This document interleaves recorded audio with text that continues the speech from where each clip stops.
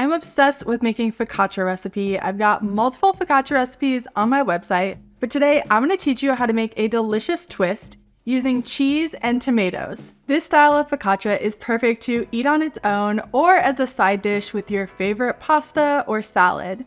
It has so much flavor along with the traditional crispy outside and fluffy interior. If you have any questions when you're making this recipe, feel free to throw a comment below and I'll help you out. I hope that you enjoy this recipe and don't forget to subscribe for even more bread recipes.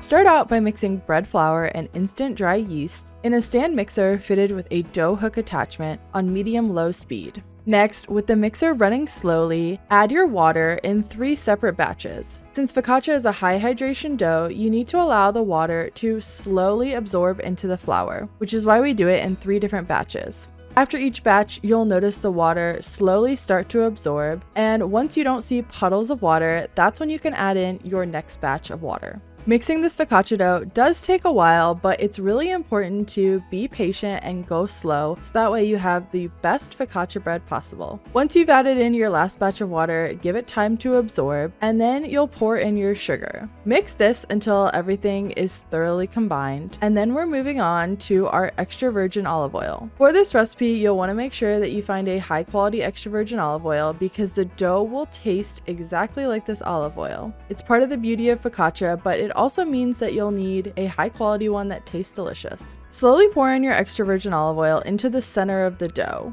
If you have a KitchenAid mixer, you might find that the dough hook gets caught, especially if the olive oil runs along the side of the mixer. However, pouring it into the center of the dough is helpful and it allows the dough to incorporate easier with the extra virgin olive oil. Now, if you notice your hook starts to get caught in the olive oil and it spins without actually mixing the dough, use a silicone spatula and force the dough around the dough hook. This will help the dough hook actually catch, so that way your oil continues mixing with the dough. Now there's a lot of olive oil that goes into this recipe, so you'll have to do this in small batches. I would suggest 4 batches in order to fully mix in the olive oil. Once you've added in your last batch of olive oil, you'll also go ahead and add in your salt. This will help all of the oil to absorb. Then bump up your mixer speed to high and mix until you hear a popping sound, and the dough will also wrap around the dough hook. This usually takes about 1 to 2 additional minutes of mixing. At this point, the dough will be very smooth but also sticky. Roll the dough into a tight ball, then place it in an oiled bowl roughly 3 times the size of the dough. You'll cover that with plastic wrap and then allow it to rise in a warm, draft-free place until it's tripled in size. Typically, I like to put my dough somewhere near a window so it gets sunlight and natural heat. Your rise time will vary depending on the temperature of your environment, but the main thing is that it's tripled in size. Once you've reached this point, you'll generously oil the bottom and the sides of a 12 by 18 inch sheet pan. This is important because it ensures that the bread will not stick during the baking process. Pour the dough out on the baking sheet, and then we're going to use gravity to allow the dough to naturally stretch until it reaches the edge of the pan. If you notice the dough pulling back to the center after you've stretched it almost as far as it needs to go, just allow the dough to rest in the sheet pan for an additional 10 minutes. This rest time will allow the dough to stretch easier without pulling back. Then use your fingertips to make indentations on the top of the focaccia bread. This is a signature of this type of bread, so don't skip this step.